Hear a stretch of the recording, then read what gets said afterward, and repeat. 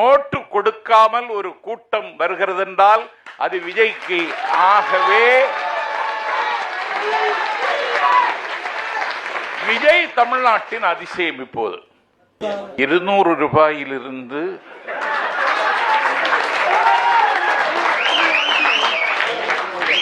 அது 300 ஆகி இப்போது 500 ஆகி வருகிறவர்கள் உட்கார்கிற நாற்காலியை போகும் பொழுது எடுத்துக்கொண்டு போகலாம் என்கிற அளவிற்கு நீங்க ஏதாவது ஐடியா கொடுத்துறாதீங்க. நிலைமை மோசமாகி வருகிறது. அமைப்பாளர் கூட்டம் தான் முடிஞ்சிச்சு, இன்னும் எதுக்கு உட்கார்ந்துருக்கீங்கன்னு கேட்கறான். அந்த கூட்டம் சொல்லுது அடுத்த கூட்டத்துக்கு எங்களை தான் புக் பண்ணி இருக்காங்க.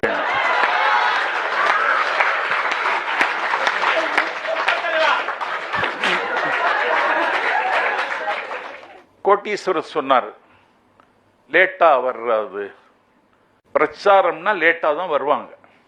கலைஞர் அடுத்த நாள் காலை 7:30 மணிக்கு வந்தார். அது வரைக்கும் 9:30 மணி நேரம் நான் பேசினேன்.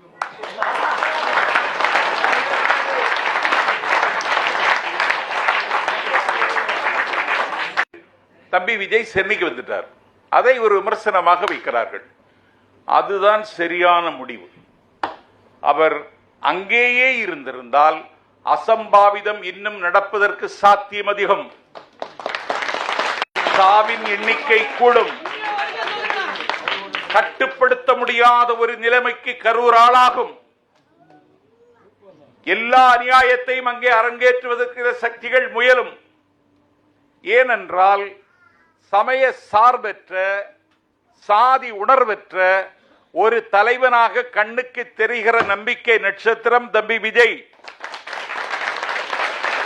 ஒரு எரிமலையாக வந்ததை போல தம்பி விஜய்க்கு வருகிறார்கள். இந்த அரங்கத்தில் கூட ஒரு தாய் குழந்தையை தூக்கிட்டு வந்துட்டார். இந்த ஆதரவு வேற எந்த கட்சிக்கு இருப்பது மாதிரி தெரியல, வேற எந்த கட்சிக்கும் இருக்கிறது மாதிரி தெரியல.